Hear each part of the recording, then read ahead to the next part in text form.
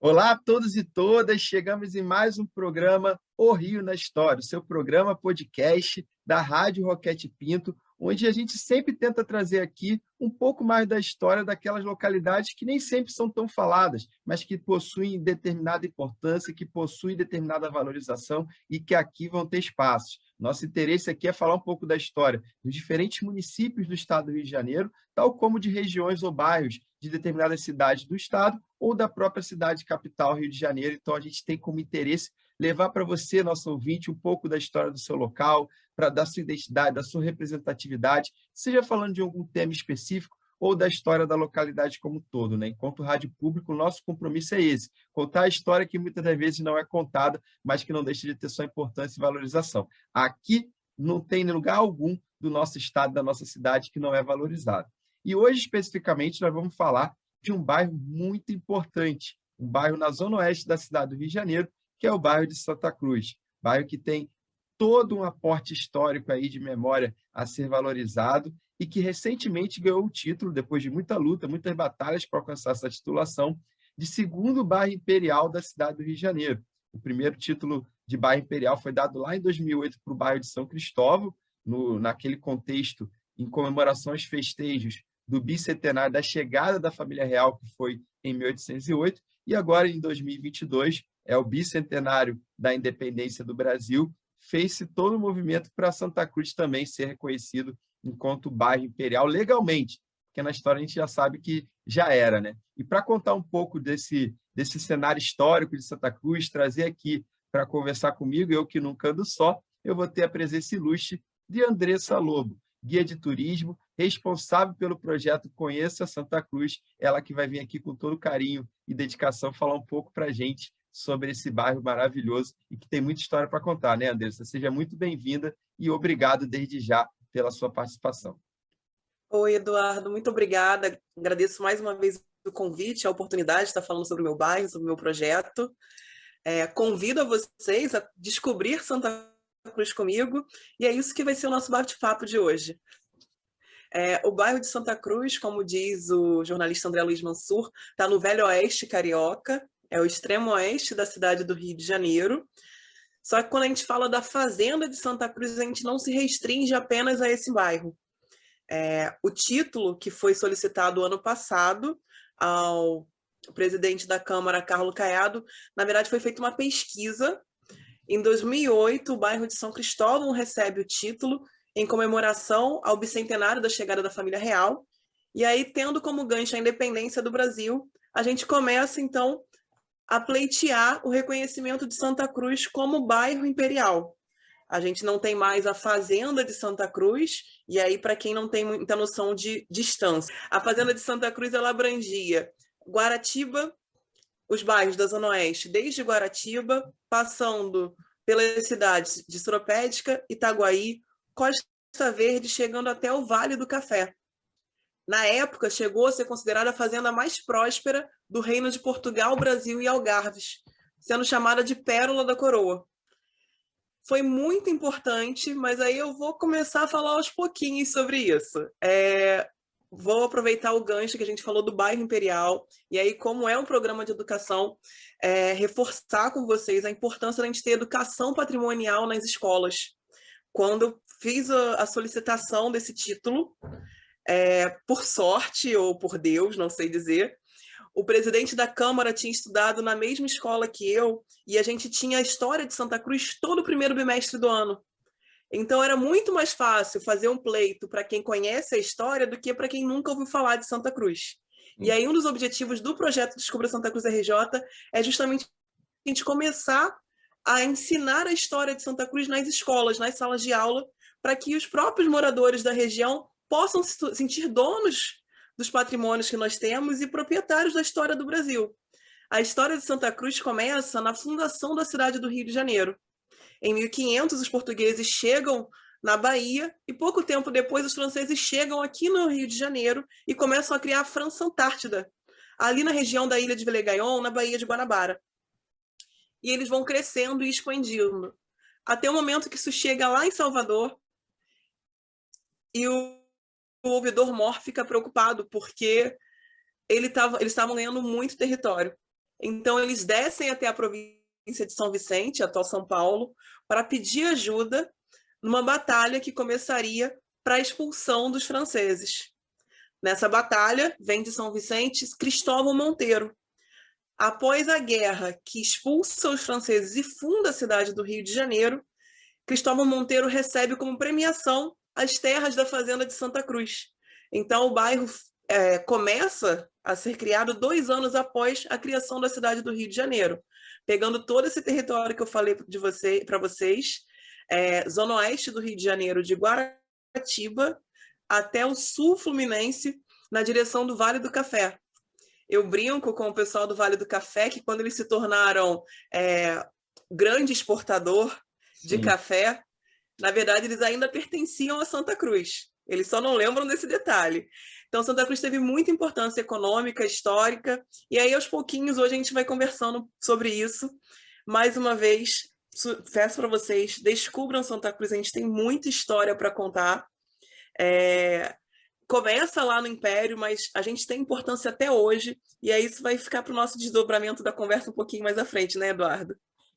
Não, com certeza, Andressa. E eu acho muito importante a sua fala, principalmente na importância que você destaca do ensinar a história de Santa Cruz, inclusive colocar como algo a ser ensinado nas escolas, a ser ensinado como parte, de fato, da história do Rio de Janeiro, e que muitas das vezes a gente sabe que o Rio de Janeiro foi capital, corte, Distrito Federal, então a importância do Rio de Janeiro, às vezes pode parecer que é querer trazer centralidade demais para o Rio. Não necessariamente é isso, é a importância, de fato, a nível nacional que a cidade do Rio teve durante muito tempo, né? Se torna capital ainda no período colonial, no século XVIII, depois é a corte aqui durante todo o período imperial, e na República ainda é Distrito Federal, até 1960. Né? Então, dentro desse parâmetro, estudar a história do Rio de Janeiro, e eu hoje assim falo aqui como professor de história de escola pública, que sei a importância que isso tem para a questão de a gente entender a nossa própria identidade, nossa própria concepção de localização enquanto cidade e estado, né?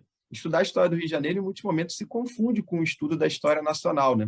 E Santa Cruz é uma parte importante disso tudo, né? Santa Cruz é uma parte que foi extremamente relevante nesse cenário de consolidação do Rio de Janeiro enquanto espaço que poderia referendar um pouco do Brasil enquanto nação, né? A gente fala de Santa Cruz em muitos momentos, a gente está referendando boa parte da história do que era o Império, do que era o Brasil, naquele contexto ali, pegando século XIX principalmente, mas como a Andressa já colocou aqui para a gente, a história de Santa Cruz está remetendo à França Antártica, está remetendo ao século XVI, está remetendo desde os primórdios da colonização, tem muita coisa a ser trabalhada, né? Então, acho que a nossa intenção aqui, ao trazer um programa específico sobre Santa Cruz, Andressa, passa também por esse fortalecimento identitário, né, de quem vive na região, de quem vive em Santa Cruz, de quem vive nas regiões adjacentes, como você destacou, que muitas vezes não vai saber essa relação histórica que talvez aonde a pessoa está já teve com Santa Cruz, a ligação de séculos atrás, a questão da produção do café, etc., etc. Então, vale para esse fortalecimento identitário, de representatividade para quem já está na região e muitas das vezes não sabe a profundidade que a história de Santa Cruz possui, mas também vale para aquele que está de fora. Eu acho que esse é o nosso compromisso principal, né? Levar o conhecimento para a galera que está no interior do estado, no norte fluminense, na região serrana, em outros espaços do estado do Rio de Janeiro, e eles conhecerem também Santa Cruz, saberem a importância que Santa Cruz tem para a história da cidade, para a história do estado, para a história do Brasil, né? E aí você já destacou um pouco desse período ali introdutório, do início de Santa Cruz ainda no contexto colonial. E aí eu pergunto para você, quando você falou do bicentenário da independência, né? A gente que foi uma data que, querendo ou não, motivou todo esse movimento que, felizmente, a gente conseguiu aí ter esse título decretado, né? Vamos dizer, na Câmara, conseguiu efetivar, de fato, o título de bairro imperial também para Santa Cruz, assim como você já tinha destacado, nos 200 anos da chegada da família real, tinha ocorrido o mesmo para São Cristóvão, né? Mas aí eu te pergunto, como que a gente pode relacionar esse contexto ali, de final do século XVIII, início do XIX, a gente tem a chegada da família real no Rio de Janeiro, isso modifica completamente a história, não só da cidade, como do país, mas, inegavelmente, hoje, eu sempre falo para os meus alunos da educação básica o quanto nós somos privilegiados de estarmos no Rio de Janeiro. porque a gente tem a história nas nossas ruas. A gente tem muito... Então, às vezes é um privilégio, às vezes é uma maldição. Depende do ponto de vista. Como você disse, é professor da rede pública de ensino. Aqui em Santa Cruz, a gente está do ladinho de Itaguaí, tem outras cidades vizinhas aqui da Costa Verde. Sim. E aí, na mesma audiência pública que eu estive com o presidente da Câmara, eu levei também para o secretário de Educação, na época era o Renan Ferreirinha, essa questão. O fato de que muitas vezes, durante muito tempo, a história do Brasil acontece no Rio de Janeiro. Aqui na cidade do Rio de Janeiro, a gente aprende a história do Brasil e não aprende a história do Rio de Janeiro. E aí tem respaldo, por exemplo, por ocasião dos 450 anos da cidade do Rio de Janeiro, foi a Biblioteca Nacional quem falou que a história de Santa Cruz se confunde com a história da colonização do Brasil. Só que você fala no amplo e você esquece do micro. Sim. E nessa de esquecer o micro, acontecem os apagamentos, seja de Santa Cruz, de Septiba, de Marechal Hermes, de Deodoro, de outras regiões periféricas que foram importantes na história do Brasil e do Rio de Janeiro, mas que acabam ficando à sombra de quando a gente estuda apenas a história do Brasil. Voltando aqui ao que você perguntou sobre a chegada da família real aqui, Só um parêntese, Andressa, desculpa te cortar, mas eu acho que é exatamente isso que você destacou. O quanto, ao mesmo tempo que a gente tem essa perspectiva de estarmos próximo daquilo que foi importante nacionalmente, se esquece do que vai formular as identidades locais, o que vai formular essa representatividade mesmo. E eu acho que iniciativas como a que vocês conseguiram levantar esse ano, no sentido de valorizar a história de Santa Cruz, vai levar esse olhar diferente para a população local, para a galera que quer entender Santa Cruz como parte do macro, mas também do micro, né? Isso que vai ser legal e bacana. A ideia do projeto, na verdade, era a gente criar um protótipo que pode ser aplicado em outras regiões históricas que, com o tempo, têm sido apagadas. Perfeito. E mudar um pouquinho essa parte da história. E aí, quando a gente fala de Santa Cruz, eu contei para vocês que começa com a fundação da cidade do Rio de Janeiro. Pouco tempo depois, Cristóvão Monteiro vem a falecer, e aí a sua esposa, a dona Marquesa, como forma de indulgência, garantindo o lugarzinho do marido no céu, faz doação às terras para os jesuítas. Eles vêm de São Vicente para cá, e quando eles chegam aqui, Santa Cruz era uma região extremamente pantanosa. Quem converte isso na região produtiva são os jesuítas, que trazem as sabedorias deles de agricultura, de engenharia. Eles criam um conjunto de canais que ajudam a transformar Santa Cruz em terras férteis. E aí começam a desenvolver a parte agrícola, fazendo com que Santa Cruz se fosse o principal mantenedor da capital nacional. E, posteriormente, exportador de produtos agrícolas como café, por exemplo, como eu disse. Marquês de Pombal expulsa os jesuítas, a fazenda passa a pertencer à coroa, e aí ela é administrada pelo vice-rei. Em 1808, Dom João vem fugindo de Napoleão para o Brasil, a capital vem para o Rio de Janeiro, e aí ele escolhe Santa Cruz para ser a residência de veraneio dele. Tinha uma lei na época que dizia que o monarca supremo não poderia se afastar mais do que 12 léguas de distância do trono, porque senão qualquer um poderia sentar lá e tomar posse do trono. Então, Santa Cruz está exatamente a 11 léguas, seria o lugar mais longe dentro da área segura para onde ele pudesse ir, passar as férias. Se torna, então, o lugar favorito dele. E aí tem algumas curiosidades, tem coisas que a gente deve agradecer a Dom João, outras coisas nem tanto, mas Santa Cruz, naquele período, se torna um dos poucos locais onde era autorizado a caça esportiva. E numa dessas caçadas, Dom João sofre uma picada de carrapato que causa uma alergia a ele. Por recomendações médicas, ele deve tomar banho de mar. E assim começa o primeiro banho recreativo no Brasil. Enquanto Dom João ia se tratar na praia de Sepetiba, a corte acompanhava ele de forma recreativa. E aí eu digo que pelo menos essa parte a gente deve agradecer a ele, senão ninguém estava tomando banho de mar. Depois que ele volta, as férias acabam e ele volta para o centro da cidade, eles constroem, então, a casa de banho do Caju, a casa de banho Dom João lá no Caju, e ele segue o tratamento. Tem muito detalhezinho da nossa história que tem consequência lá para baixo e as pessoas não fazem esse link, até porque não tem isso em livros de história, você não tem isso disseminado de uma forma mais ampla.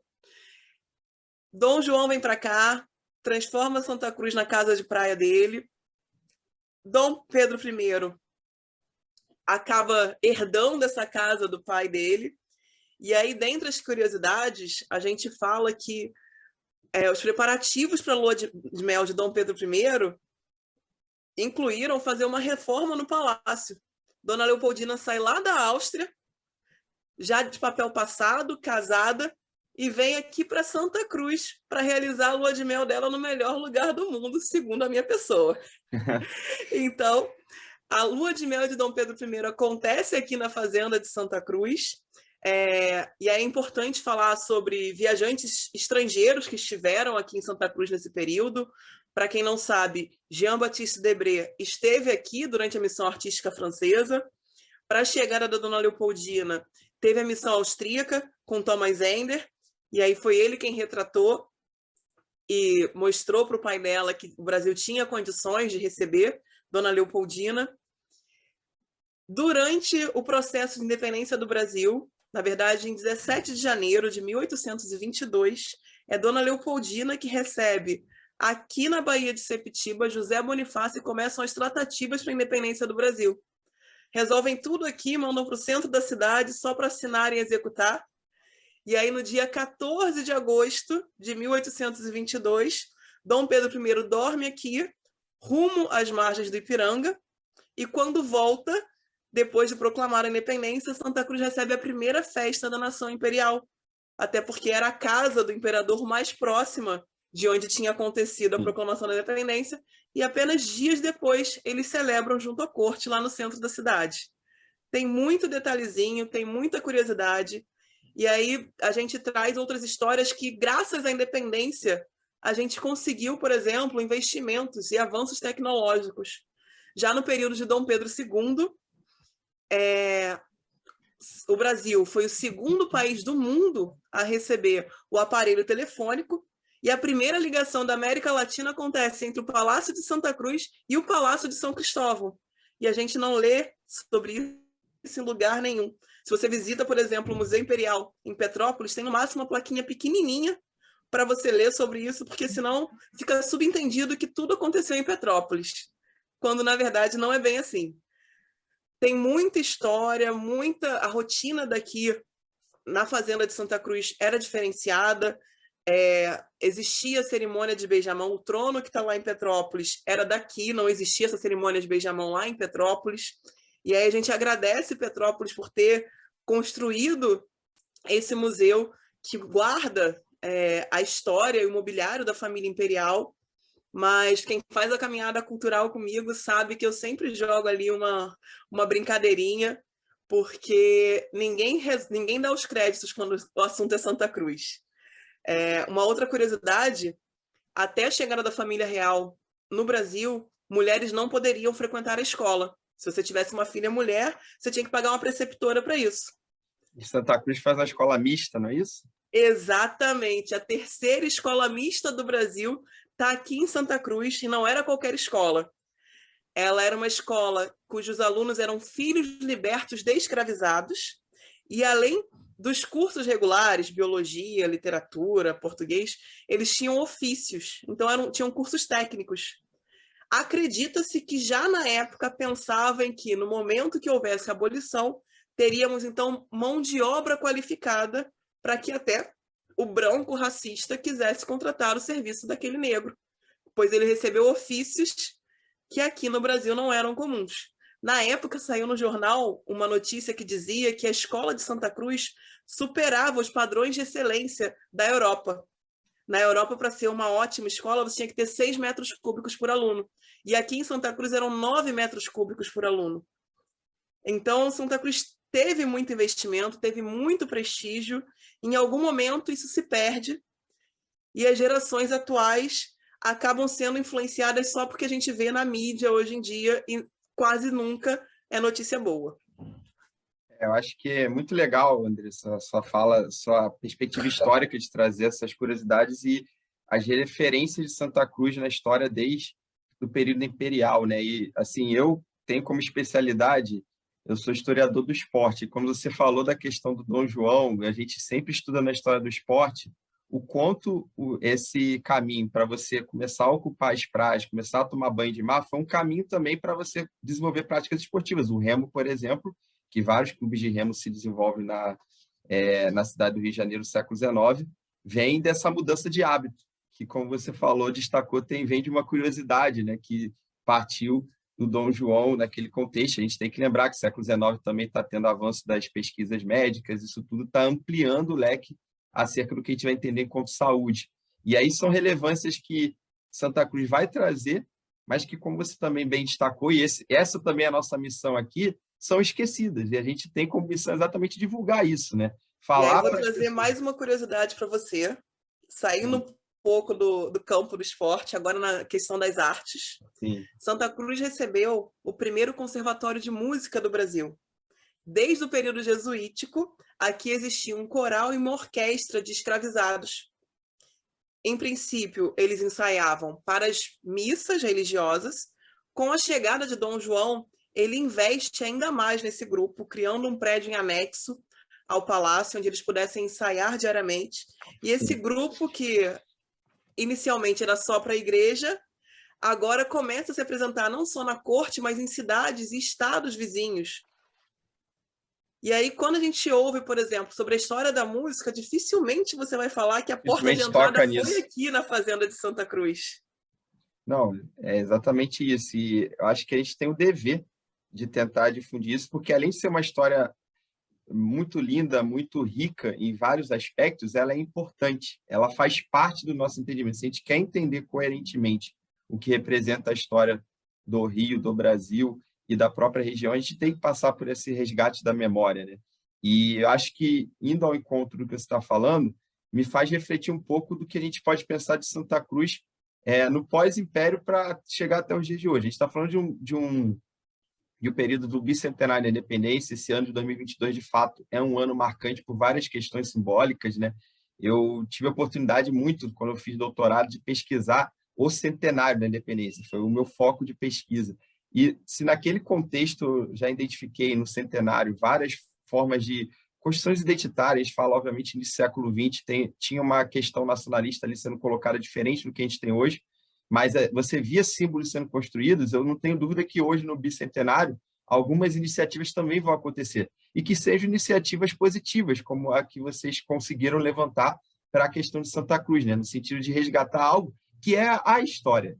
É a história que muitas vezes acaba esquecida, mas que está ali. Vocês têm muitas fontes, tem a própria arquitetura do que é o bairro, já demonstra um pouco do que é parte dessa história, né? Algumas coisas se perderam, outras coisas se mantêm, mas a gente consegue visualizar isso quando visita Santa Cruz e quando também vai ler um pouco sobre a sua história. Mas aí eu queria pensar com você, assim, teve esse auge do Império, porque teve essa representatividade inegavelmente, fez com que Santa Cruz criasse uma notoriedade e uma expressão que fez com que a região, de fato, ficasse mais aparente, vamos dizer assim, para outros públicos que antes não conheciam desse velho oeste carioca. Mas, posteriormente a isso, se a gente for pensar no contexto republicano, o que foi fazendo com que, em alguns momentos, Santa Cruz caísse no esquecimento ou deixassem de falar de Santa Cruz como se deve, né? Então, resgatando um pouquinho aí sobre ainda o período imperial, é importante falar que Santa Cruz recebeu a terceira sede do matadouro público industrial no Brasil. E aí isso perpassa o Império, chega na República, Santa Cruz ainda sendo o principal mantenedor de carne verde da corte. Nesse quesito, a gente acaba perdendo um pouco a força quando o agronegócio se amplia no Brasil. Sim. Então, o nosso matadouro deixa de existir no final dos anos, no começo dos anos 90, na verdade, né? Mas, mesmo no período republicano, E aí a gente tem outras perspectivas. Eu brinco, por exemplo, sobre a Segunda Guerra Mundial. Nem todo militar que saiu do Brasil era de Santa Cruz, mas quando voltaram, todos pertenciam a nós. Porque a gente teve pessoas do Brasil inteiro se voluntariando. E aí eu esqueci de dar esse spoiler, falar sobre o hangar do Zeppelin. Santa Cruz tinha o hangar do Zeppelin, né? Era o terminal Sim. de linhas aéreas, Frankfurt, América Latina, que foi construído onde atualmente é a base aérea de Santa Cruz. Era uma parceria pública-privada do período de Vargas. Quando começa a guerra, deixa de ser prioridade da Alemanha. A Alemanha sai daqui deixando uma dívida enorme.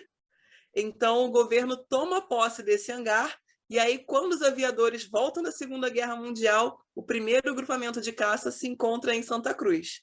Assim como os militares do Exército acabam parando aqui também no quartel de Santa Cruz. Existem momentos republicanos em que a gente ainda tem destaque. E aí a questão, por exemplo, do transporte ferroviário. Santa Cruz chegou a receber pelo menos 3 linhas que funcionaram simultaneamente, isso no atual ramal, né, que seria a Central do Brasil Santa Cruz. Uma iria até o Matadouro, e aí isso, na época do período imperial, diminuiu inclusive o tempo de engorda do gado, porque os bois embarcavam lá na estação de Leopoldina e chegavam de trem em Santa Cruz, diminuindo aí uns 3 dias de viagem. Depois a carne verde saía daqui e ia para a capital. A gente tem, no período do hangar do Zeppelin, um trem luxuosíssimo. E aí lembrem que antes do dirigível, eram meses de viagem entre a Europa e o Brasil. Ele reduz, então, para poucos dias, só que só quem tem acesso a esse tipo de transporte são pessoas muito ricas. E aí eles criam um trem luxuosíssimo para atender esse público que sai de Santa Cruz e leva para a corte. E o terceiro funcionou até pouco tempo, nos anos 90, que é o famoso Macaquinho. Era um trem que foi planejado ainda na época da Estrada de Ferro Dom Pedro, deveria chegar até Angra dos Reis, mas só chegou até Mangaratiba. Era utilizado para evacuar a produção agrícola da região, e aí recebe o apelido de macaquinho, porque quando passava no meio da floresta atlântica, ali da Costa Verde, era saqueado pelos macaquinhos da região. Que tem muitos. Exatamente, os muriquis. E aí chegaria até lá, e nesse período, já na República, eu brinco que o trem que leva os produtos agrícolas ou leva os moradores da região para a praia, também traz os moradores da Costa Verde para Santa Cruz. Santa Cruz era um centro de entretenimento, chegou a ter 3 cinemas funcionando simultaneamente. Hoje em dia a gente não tem um cinema. Os aparatos culturais são muito poucos. E aí a gente pensa que, tipo, durante muito tempo a gente foi referência em muita coisa e em algum momento isso se perde. E a gente não entende muito bem como é que isso acontece. Porque, por exemplo, a gente recebe aqui uma das principais zonas industriais do estado do Rio de Janeiro. Sim. Então, a gente produz muito dinheiro, muito capital para o Brasil, não só para o Rio. Tem essa questão de ser um prestígio tê-los aqui, mas é como se não existissem aqui. O nosso prestígio, na verdade, é prestar serviços para terceiros. Então, geralmente, os moradores daqui, eles precisam se deslocar 2, 3 horas de viagem para trabalhar em algum lugar onde seja melhor remunerado. As indústrias daqui, elas exportam, seja para outros países ou para outros territórios nacionais. E aí, quando você pensa, por exemplo, na conversão de impostos para a região, a gente dificilmente tem. As indústrias da zona industrial, eles patrocinam projetos no centro da cidade, na zona sul, e dificilmente lembram que Santa Cruz também precisa desse tipo de investimento. Então, assim, o título do bairro Imperial vai fazer com que a gente ganhe também argumento na hora de um edital, de uma busca por patrocínio, a gente mostra para eles, olha, agora quem está falando que Santa Cruz é importante é a prefeitura, não sou só eu. É algo Tem legal, um documento, né, aqui assinado dizendo que somos importantes. Então, olha com mais carinho para a nossa região. Vamos investir um pouco mais nessa população. Ano passado, eu apresentei um trabalho no Congresso Internacional Interdisciplinar em Patrimônio Cultural, e tinha o seguinte título: Santa Cruz e Petrópolis, duas residências de veraneio imperiais com destinos tão distintos. E aí a gente mostra o quanto Petrópolis movimenta anualmente. São mais de 2 milhões de turistas por ano. 760 milhões de reais, 8 mil empregos diretos, 42 mil empregos indiretos. Tem um calendário de atividades, festa em homenagem à colônia japonesa, em homenagem aos colonos italianos, alemães. Santa Cruz tem potencial para tudo isso.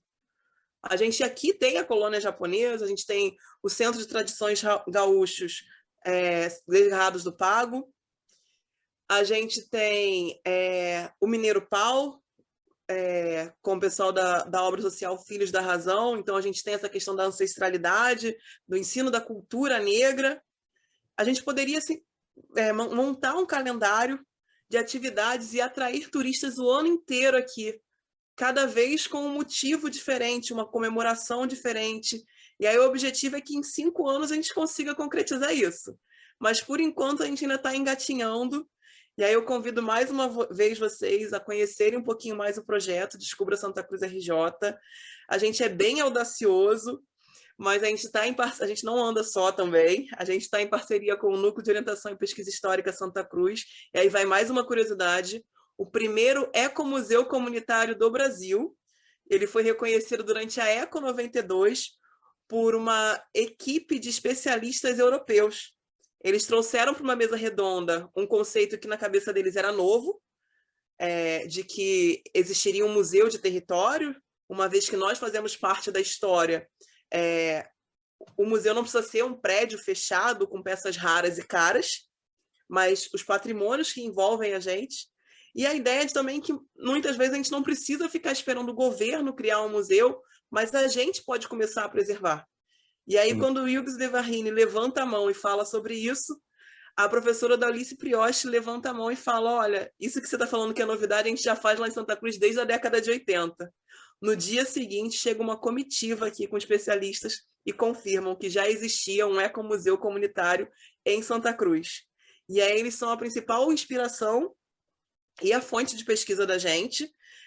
Não são a única inspiração. Agradeço também o pessoal do Ecomuseu de Sepitiba, porque eles criaram as caminhadas de reconhecimento histórico, e aí foi de onde surgiu a nossa inspiração para reconhecer, porque muita gente passa pelos patrimônios sem se dar conta de que são patrimônios ou que são importantes.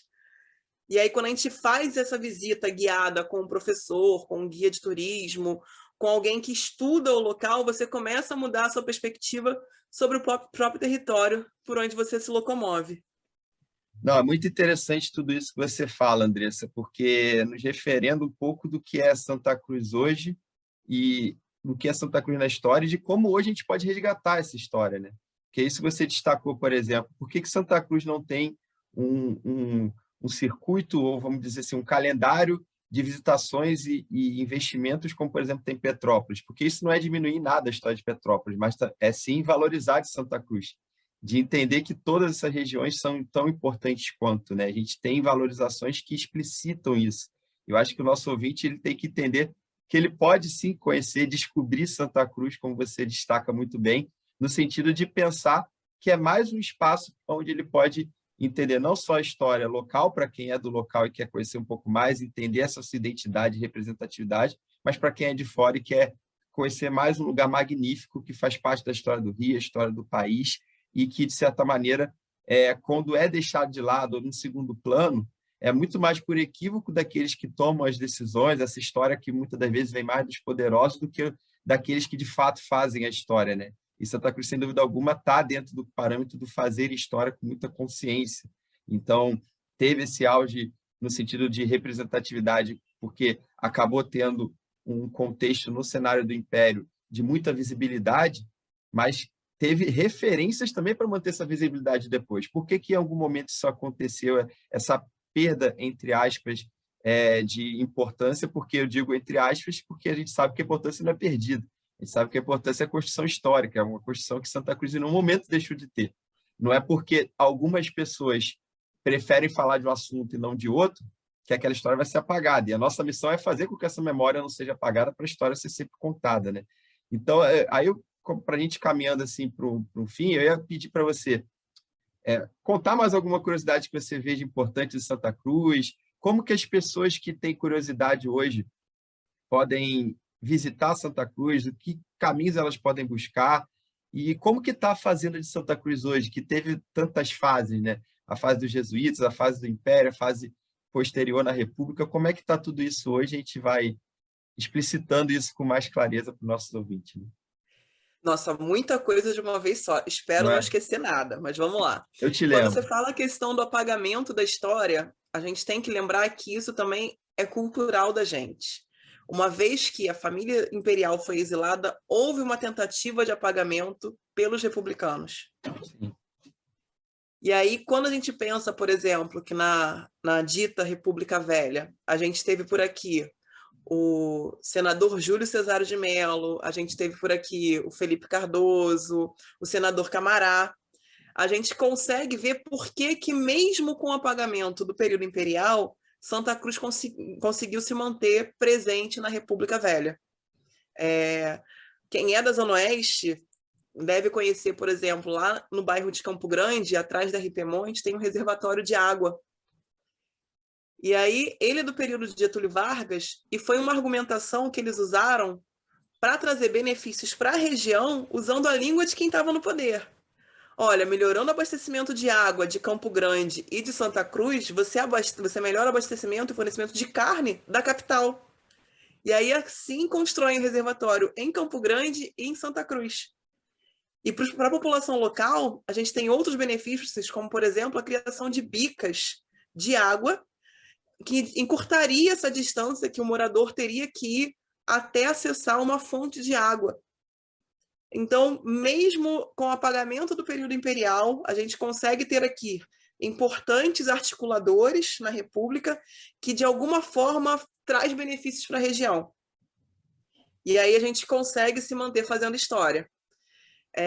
Mas isso daí é cíclico, então acaba a República Velha, uma nova tentativa de apagamento, e aí você tem o regime militar, e Santa Cruz tem dois grandes, importantes quartéis militares. Então, mesmo a história republicana tentando ser apagada, você ainda tem aqui como uma referência importantes marcos militares.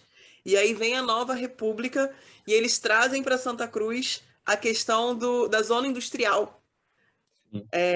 Eles apagam a história, mas eles não tiram Santa Cruz do mapa por completo.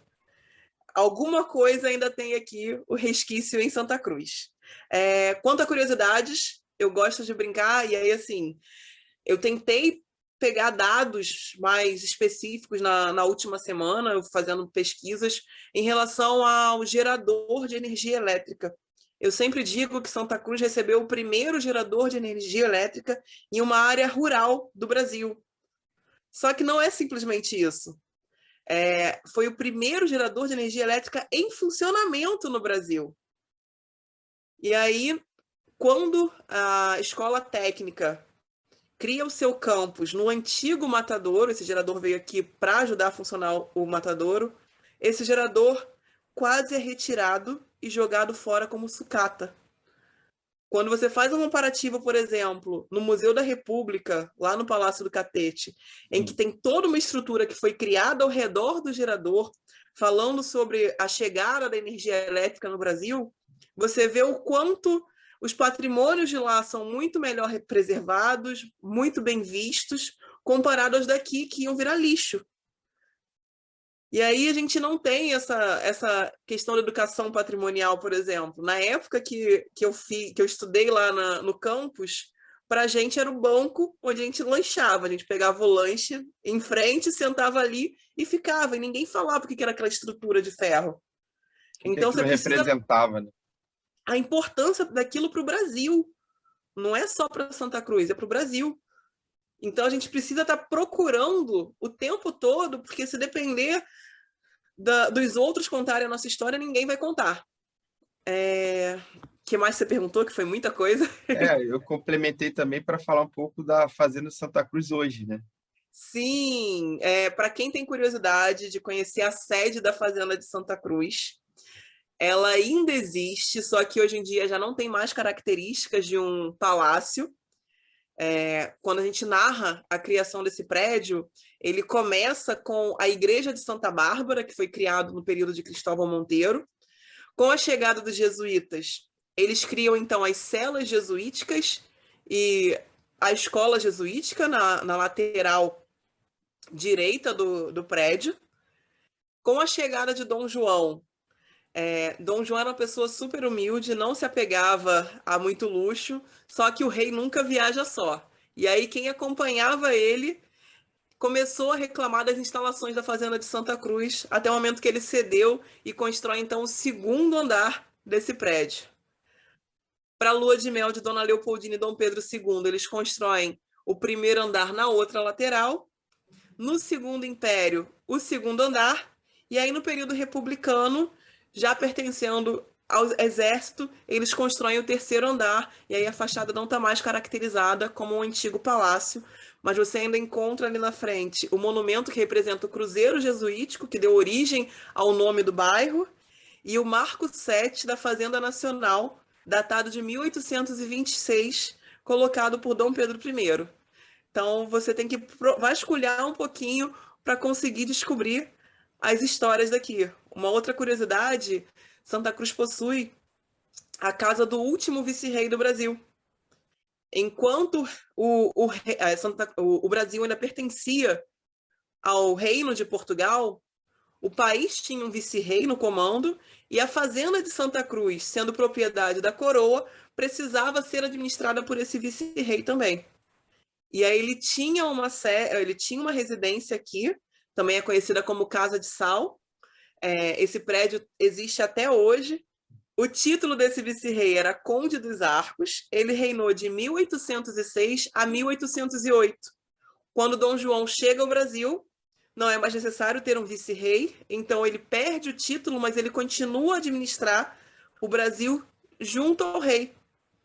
E aí a gente tem, até hoje, essa casa por aqui e ninguém sabe o que era, porque não tem uma plaquinha, apesar de estar tombado, de ser um patrimônio, você não tem as identificações locais. O que ajuda a gente a perder essa referência do que funcionou ali, quem morou ali, coisa que é muito comum quando a gente circula, por exemplo, pela cidade de Petrópolis, Sim, ou sim. agora no Vale do Café, eles têm os totens interativos para você que vai fazer a caminhada por conta própria. Que mais? Não, eu acho que é isso, no sentido de pensar a questão da história de Santa Cruz. Você destacou o quanto descobrir Santa Cruz vai trazer essa perspectiva de entendimento maior, né? E eu posso deixar aqui como mensagem de quem já tem tentado fazer isso, né? Tanto já fui sozinho, já fui com alunos. Vale a pena descobrir Santa Cruz, né? Vale porque é uma história singular que a gente sempre está aprendendo algo novo. A Andressa, a gente poderia ficar aqui falando por horas, sem dúvida alguma. Vou ter que, com certeza, buscar aí depois uma segunda edição para a gente falar outras coisas mais específicas de Santa Cruz e as regiões adjacentes. Mas acho, Andressa, já te agradecendo, o mais importante é a gente tentar manter essa memória viva, né? Porque o apagamento da memória e da história, muitas das vezes, é o que faz as próprias sociedades não entenderem o que é a sua origem, o que entenderem, o que faz com que nós somos o que nós somos hoje. Então, se o morador de Santa Cruz não conhece a trajetória da sua região, se a pessoa que vive no Brasil ou no Rio de Janeiro não conhece a importância de Santa Cruz, tanto do micro como no macro, ela está recortando ali uma parte consideravelmente importante da história nacional, né? Então, além de parabenizar o trabalho que você realiza no sentido de pensar o mantimento dessa memória, é também deixar o convite para quem quiser conhecer e se ficou curioso com o nosso papo de hoje aqui com a Andressa Lobo, tentar ir lá em Santa Cruz, conhecer um pouco dessa história e conhecer também a relevância que Santa Cruz tem para o Brasil. E deixar já um agradecimento, Andressa, você deixar aí suas últimas considerações, se você quiser falar novamente do site do projeto de vocês, da rede social, Sim. fique à vontade, o espaço é de vocês e fiquem também sempre à vontade aqui para retornar no Rio da História, que a nossa ideia é conversar, de fato, sobre um pouco da nossa história, da nossa memória, e que Santa Cruz, sem dúvida alguma, faz parte dela. Então, vou deixar aqui 2 convites. Um é com data certa. No dia 16 de julho de 2022, nós vamos realizar, em frente ao antigo Palácio de Veraneio de Santa Cruz, o Batalhão Escola de Engenharia de Combate Vila Gran Cabrita, a abertura do Bicentenário da Independência em Santa Cruz. A ideia é ter uma tarde inteira de atividades, a reinauguração do Cruzeiro, uma peça teatral falando sobre a história de Santa Cruz, a apresentação da banda marcial do Corpo de Fuzileiros Navais e educação patrimonial, para mostrar a importância de Santa Cruz a todos aqueles que quiserem nos visitar. Então, deixo esse primeiro convite para vocês, no dia 16 de julho, na parte Já da está tarde, anotado, a partir de meio-dia. Estou te esperando aqui, Eduardo. com certeza. Esperando o pessoal da rádio aqui. E para conhecer melhor Santa Cruz, para fazer as caminhadas culturais comigo, sigam @Descubra Santa Cruz RJ, tanto no Facebook quanto no Instagram. A gente tem um canal também no YouTube, Descubra Santa Cruz RJ, e tem o site, para quem não tiver redes sociais e quiser conhecer um pouquinho mais do projeto, www.descubrasantacruzrj.com.br. Sintam-se sempre muito bem-vindos aqui no meu bairro, venham descobrir um pouquinho mais, me chamem se precisarem de indicação de outros guias, fiquem à vontade, a gente tem aqui muita história para mostrar para vocês e ficaremos imensamente honrados com a visita de todos. Não é isso, Andressa, muito, muito obrigado mesmo, o papo foi muito enriquecedor, muito legal, muito bacana, e fica aí o convite para todo mundo que quer conhecer Santa Cruz com mais detalhes. Dia 16 de julho, vai ter esse evento maravilhoso que a Andressa falou e também não deixe de seguir aí as páginas do Descubra Santa Cruz, sempre muito enriquecedora com conteúdos muito legais que são colocados por lá. E para a gente ir para o nosso encerramento, agradeço a todos vocês, ouvintes que estiveram conosco até agora, ouvindo mais um programa do Rio na História. Lembre que a gente está aqui nos canais do YouTube da Rádio Roquete Pinto, nos tocadores de podcast, na programação da rádio como um todo. Então, se você quer conhecer um pouco mais dos lugares que às vezes são menos falados do que deveriam, como é o caso de Santa Cruz, não deixe de acompanhar aqui o nosso programa. A gente vai estar sempre falando de alguma região, de alguma cidade do estado, ou alguma região, bairro ou região da cidade do Rio. Então, a gente vai estar aqui trazendo um pouco da história que às vezes não é contada, mas deveria. Então, a nossa posição aqui é de tentar levar para você, morador da cidade do estado do Rio de Janeiro, um pouco mais de diferentes espaços que fazem parte da nossa história. Grande beijo e abraço, até a próxima.